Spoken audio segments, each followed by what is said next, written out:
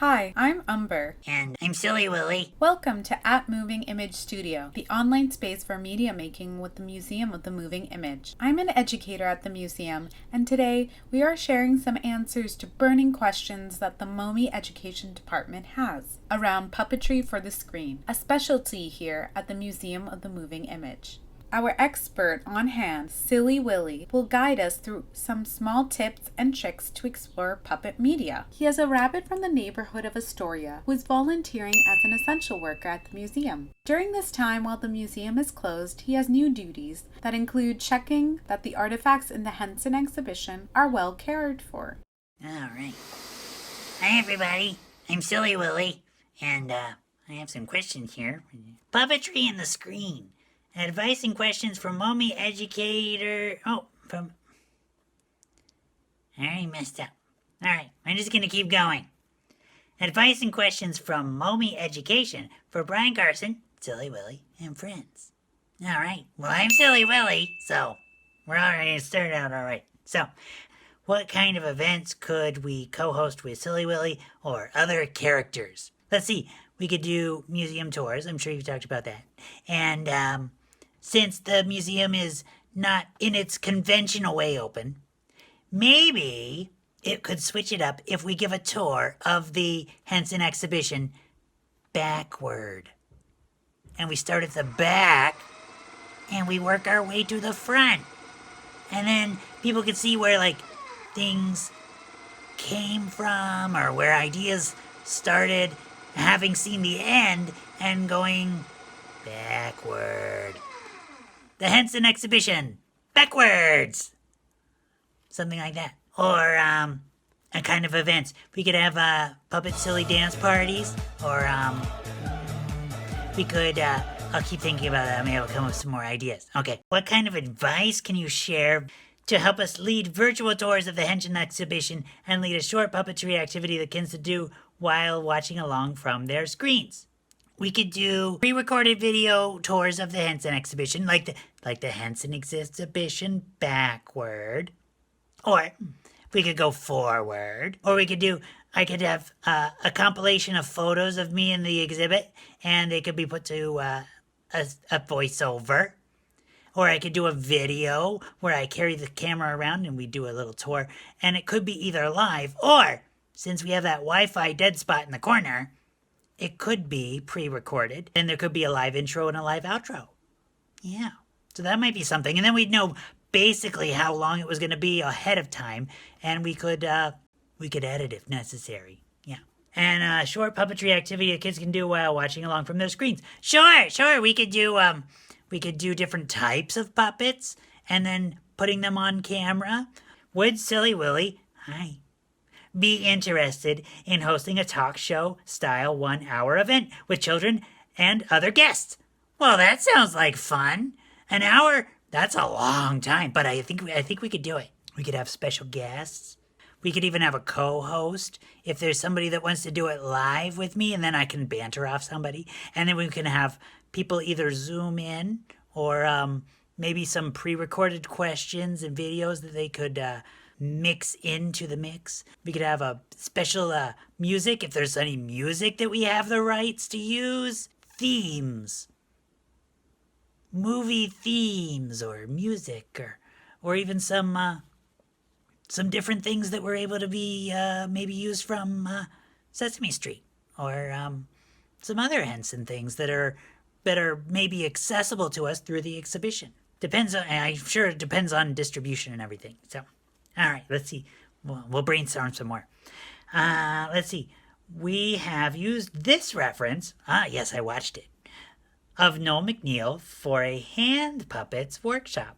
Do you have any suggestions or ideas for us to boost this activity workshop, adding more resources and materials? Well, as a matter of fact, I do.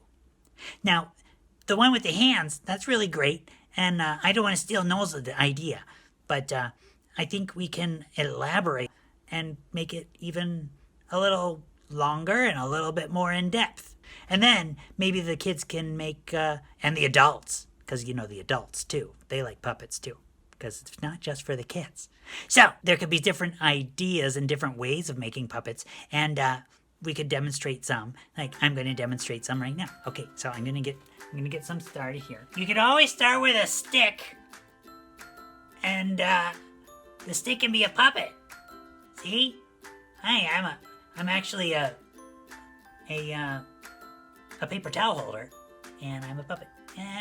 Object theater! Yeah! Object puppet theater. On the idea of sticks, here is Little Red Riding Hood. Hi, Little Red Riding Hood.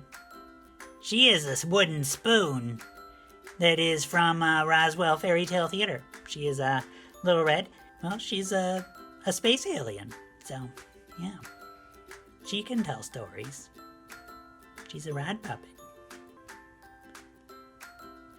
Yeah, that's how cameras work, Little Red. You get right in there. Alright, bye, Little Red! So, we can make stick puppets. He's very upset.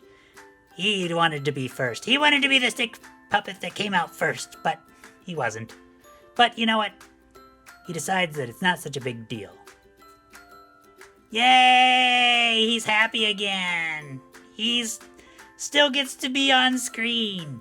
And then he can show about how you can get nice and close, and you can go far away, and you can get nice and close, and you can even go over here. And oh, he bumped his head. All right, well, let's see. Oh, he feels better. Yay! All right, bye, stick puppet guy. Then can be a puppet. Like this really interesting feather. Whoa, ostrich plume. And ostrich plume goes over here. And ostrich plume goes over there. Ostrich plume says goodbye. Bye, ostrich plume. Designed, utilized, done. They were used by Jane Henson. Ping pong balls on hand. So, yeah. So when your hangnails aren't so bad, doesn't look so bad. But, it can demonstrate how you can make little puppet eyes with ping pong balls. And some Velcro dots. And where's that other hand coming from? Anyway. And then some Velcro. Velcro dots. And some elastic that goes into holes inside the ping pong ball. Ta-da! So, minimal tools needed. And, or you got this version. And lip sync. Alright. So, you got that version, okay. There could be shadow puppets. They're a little harder to demonstrate right here. Here is a design by Jim Krupa that shows off mechanisms. And that kind of shows how the hand shape, excuse me. Oh, lunch. That shows how the hand shape goes into a puppet and can make the puppet talk like that. And the dropping of the thumb as opposed to the lifting of the top of the hand. And how it looks a little different. And if you want to talk about mechanisms and stuff, there's the Jim Krupa mechanism in the back, see? And it makes the puppet go like this.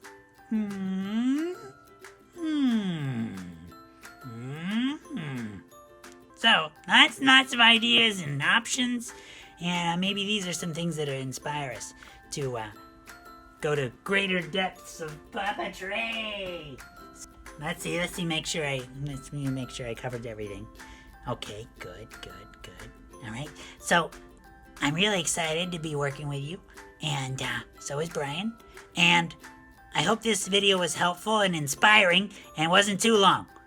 If I had more time, I would have made a shorter video. Ha! So, I'll talk to you soon, and have a great time and enjoy the moving image.